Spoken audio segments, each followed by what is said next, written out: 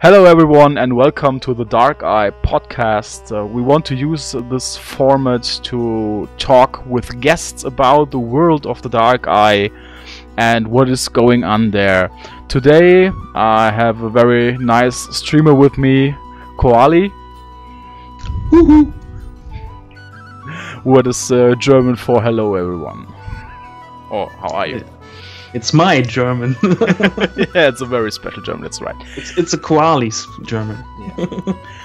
And the general topic of the first few episodes of the podcast would be campaigns and their influence on the world.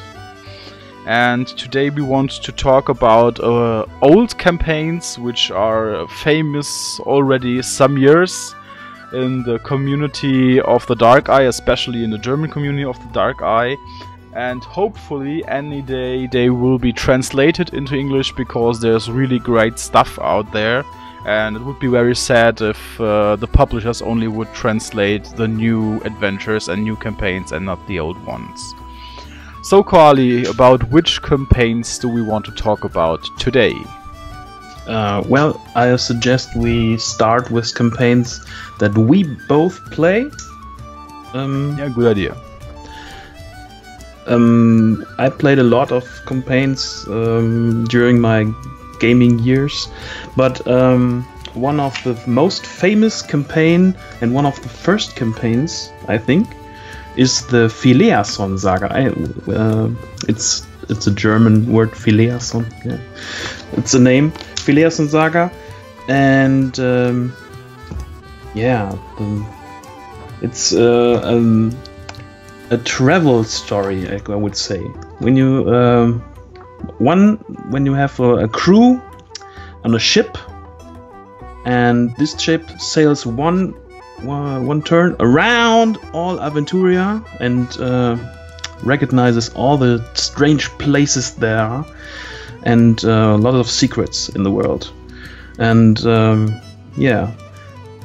it was released back in the days where Aventuria wasn't that well described, and there was a lot of new things to discover, and therefore this campaign is really nice to play for some members who don't know Aventuria that well, because you see a lot of Aventuria in this campaign, because we travel around a lot. Is it official that the name Phileason and the topic of the Phileason Saga is based on Phileas Fogg and the 80 Days Around the World travel, or is it just a myth in the fan base? I think it's nice that this comparison is made. The captain of the crew is called Focke-Wulf Phileason, and there's some similarities, I would say.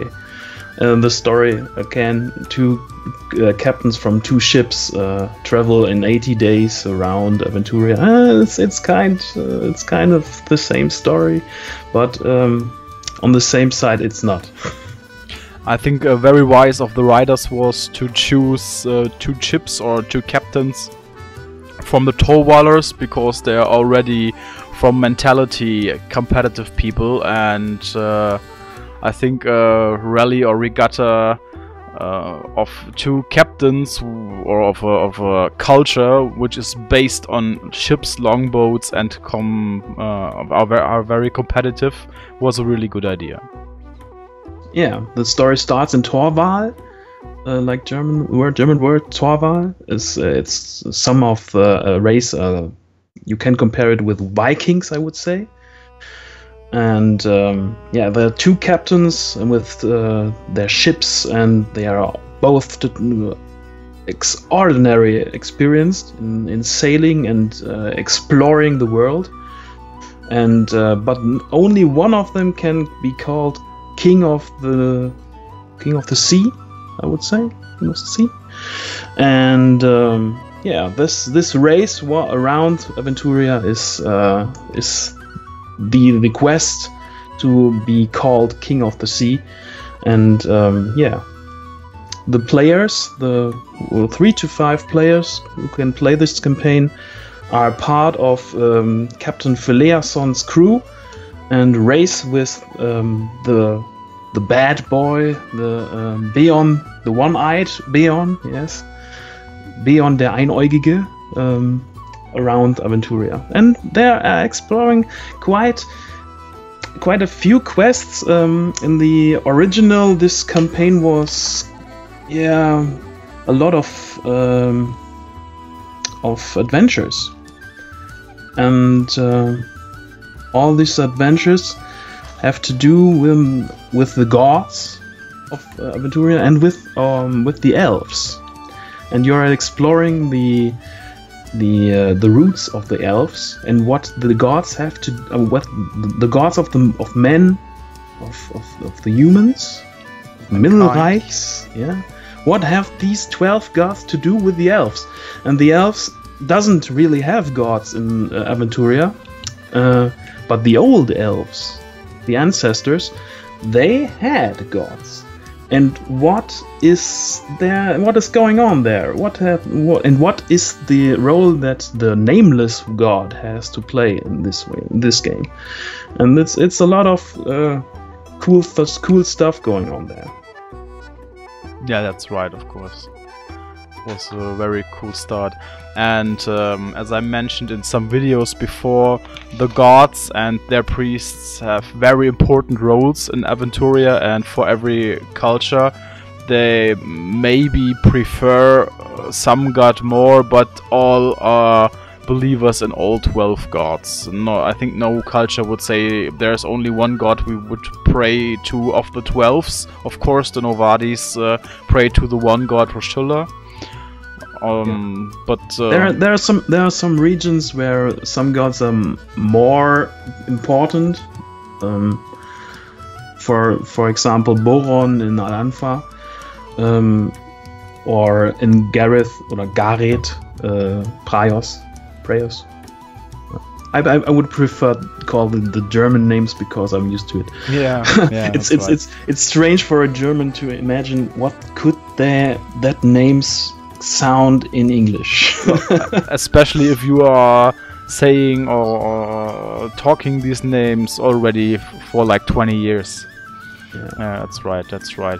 And how important these gods are for the Aventurien and human cultures also shows that 2 priests, or I think they in the English rulebook they are called holy ones, are sent with the ships, 1 priest with each ship.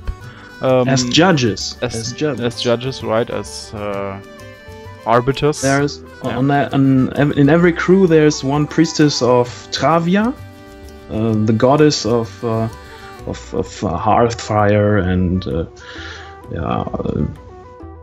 you had it in your video. Yeah, it's the goddess of heart fire, and it's also it's a word I never saw before. I don't know. Sorry, I don't remember. I can look it up.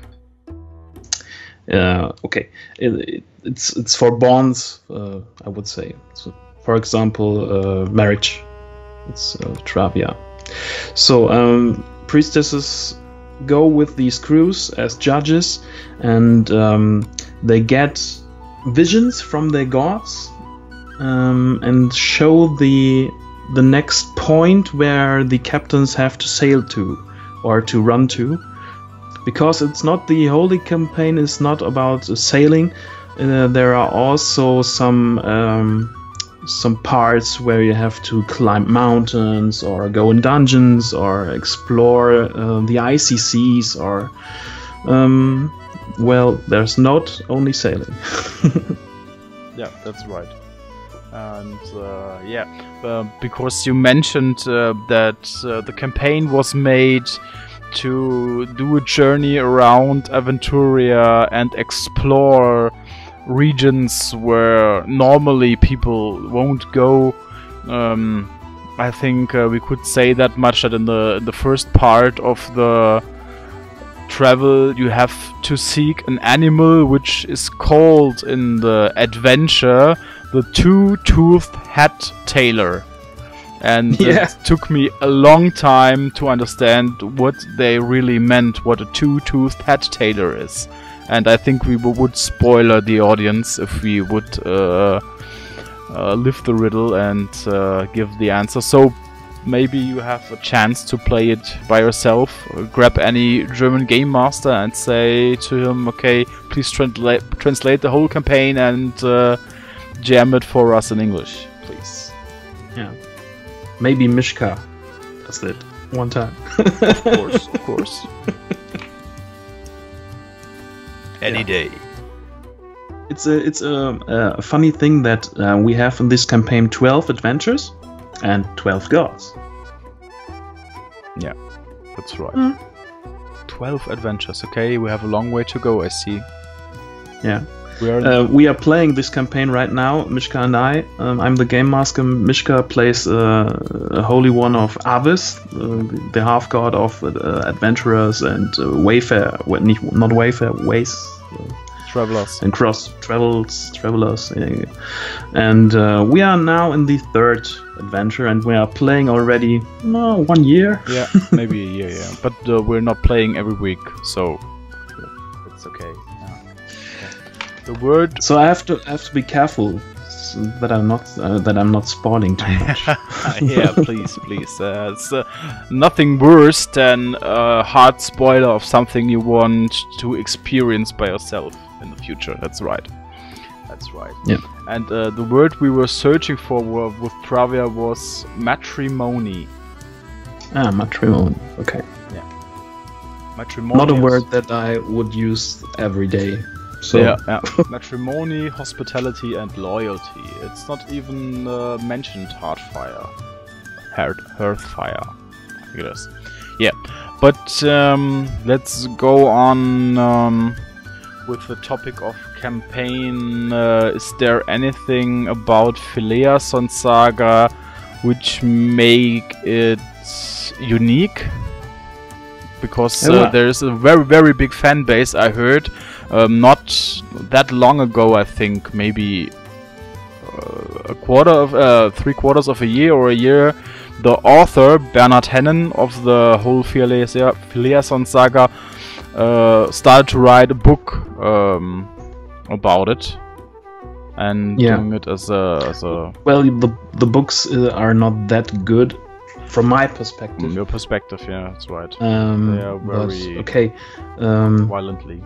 Well, there's these things I said are special about the campaign, that you see a lot of places of Aventuria, and you have your heroes, because in the Dark Eye we have a group of players, player characters. They are heroes in this game.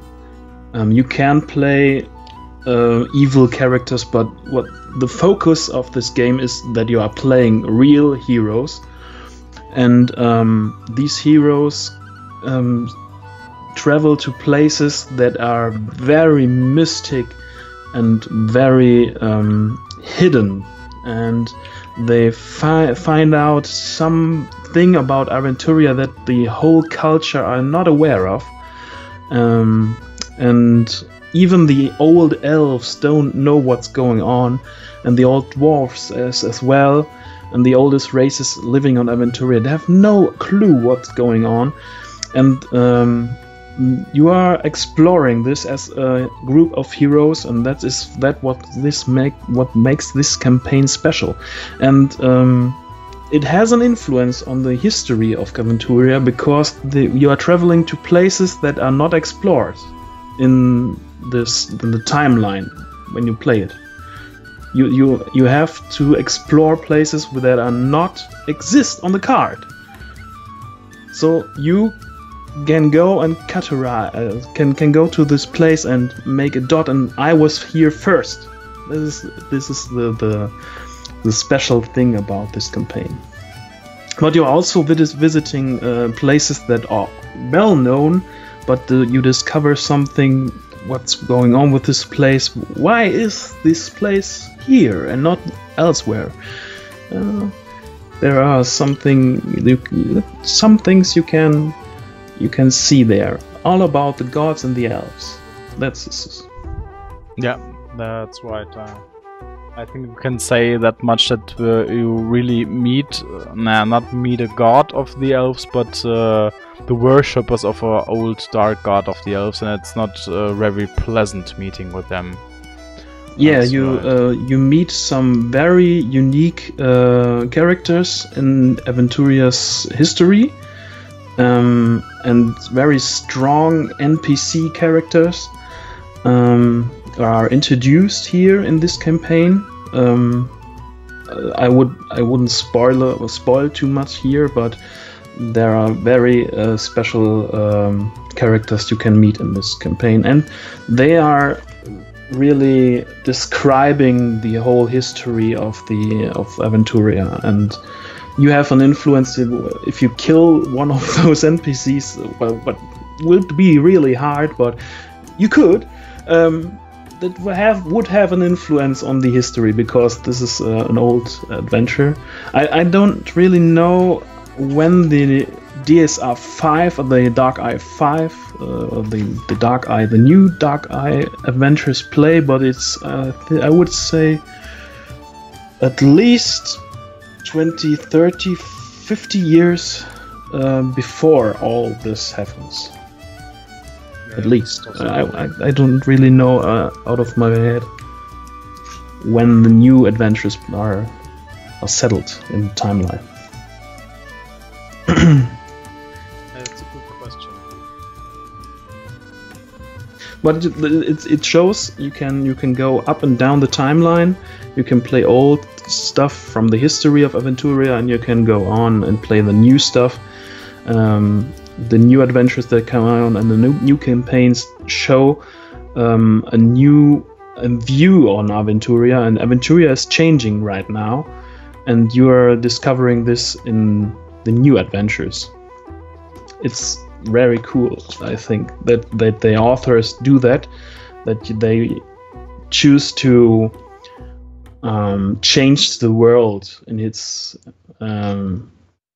yeah, and all people are aware that something is wrong with the world, and there was a lot of war and stuff going on, and fighting against demons and evil necromancers and even bad gods and orcs. But there's something new going on in this world, and it is very exciting for us to now explore these new things as well. But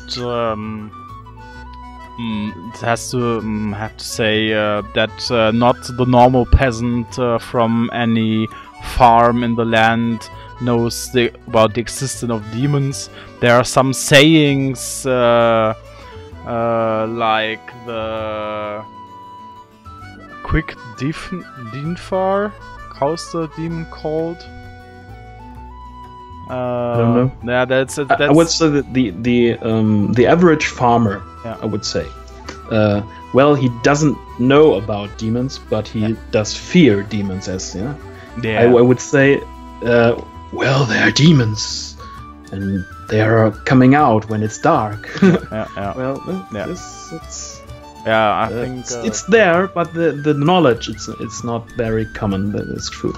Yeah, I think a big point of influence about their fearing of demons and everything bad in the world is that, for example, the calendar of Aventuria has 365 days, but each month only has 30 days, leaves 5 days in each calendar year without a month assigned to a god, and these 5 days are the days of the nameless god. And during these days no one wants to go on the street or wants to work on the fields, and it is forbidden that women give birth to a child, or even a cow would give birth to a baby.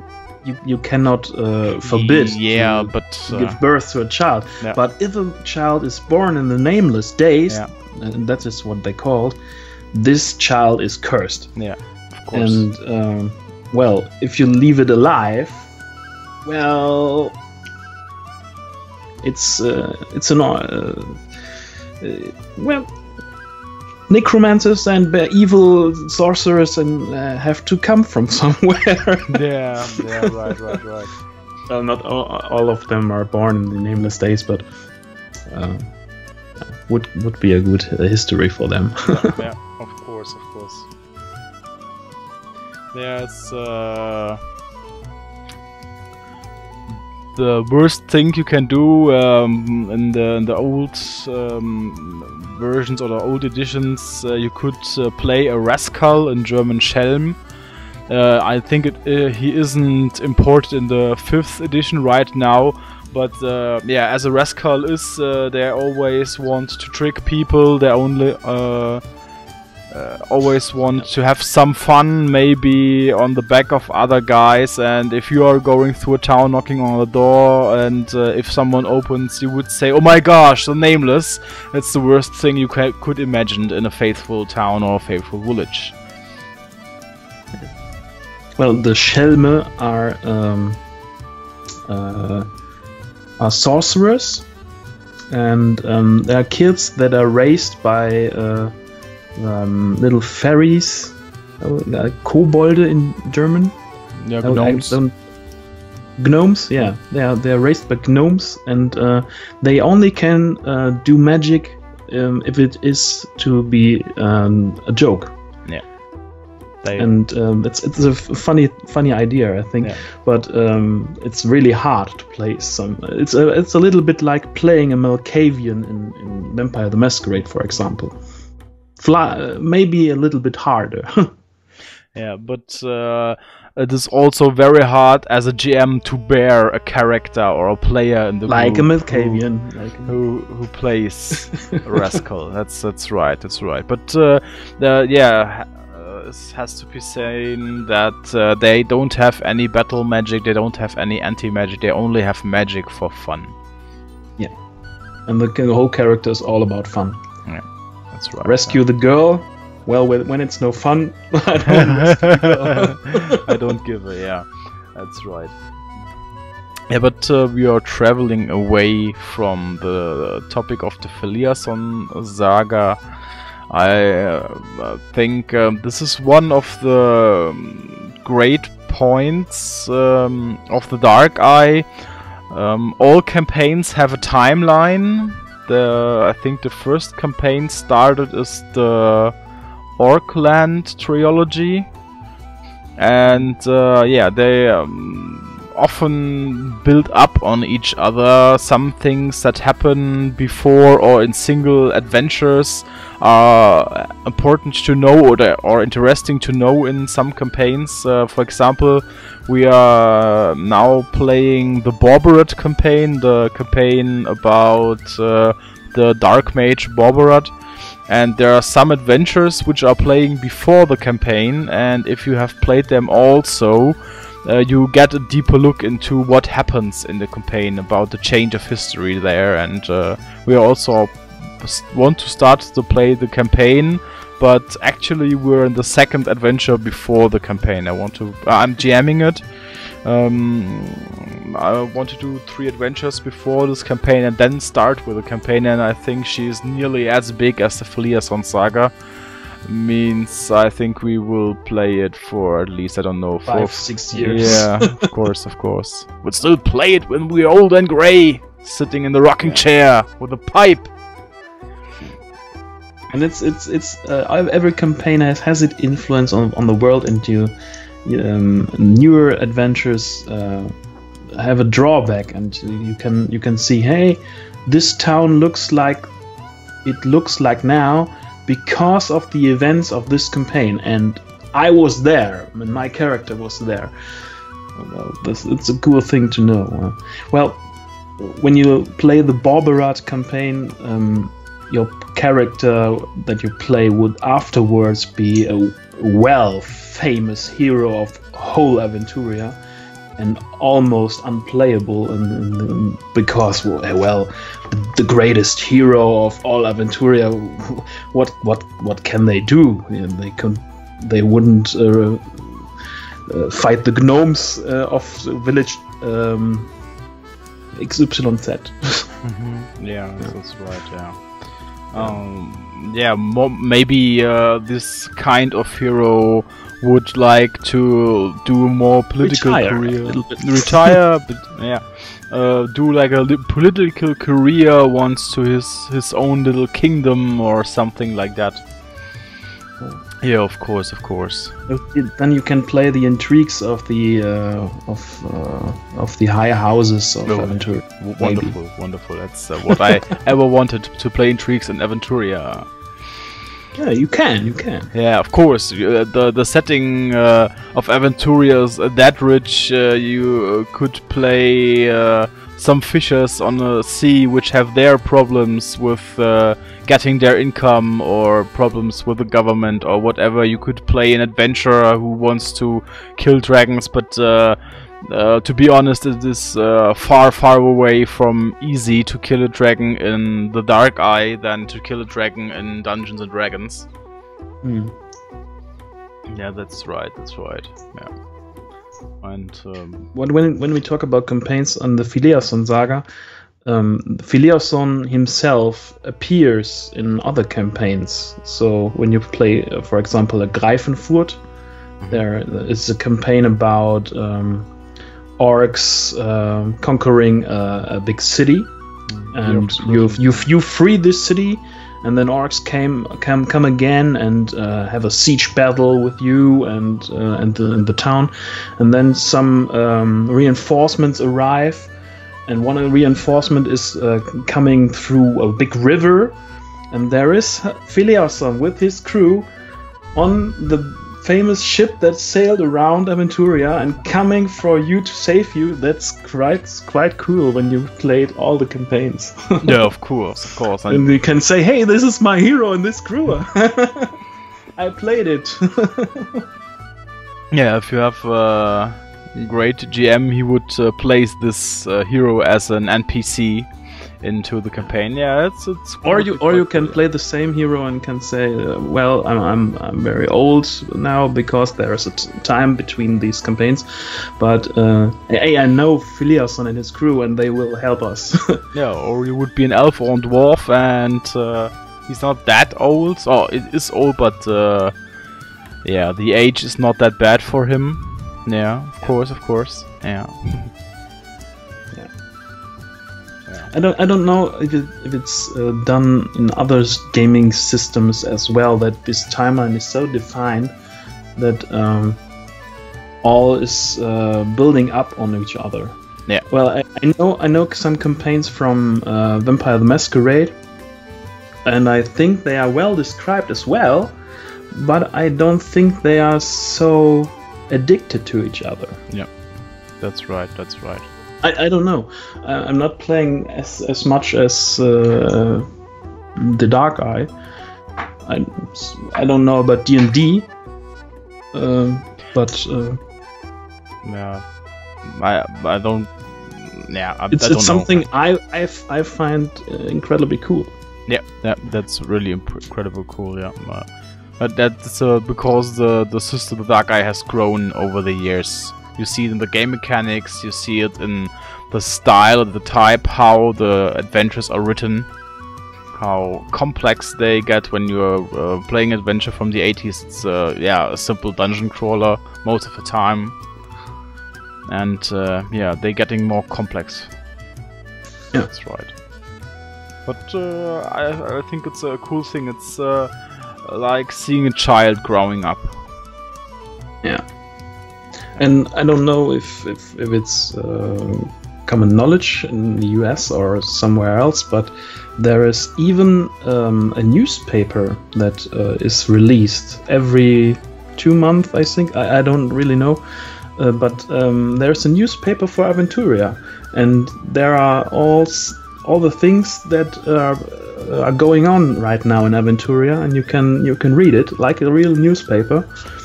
And the time is progressing, and you can also look to the other old newspapers and can explore the whole history of Aventuria.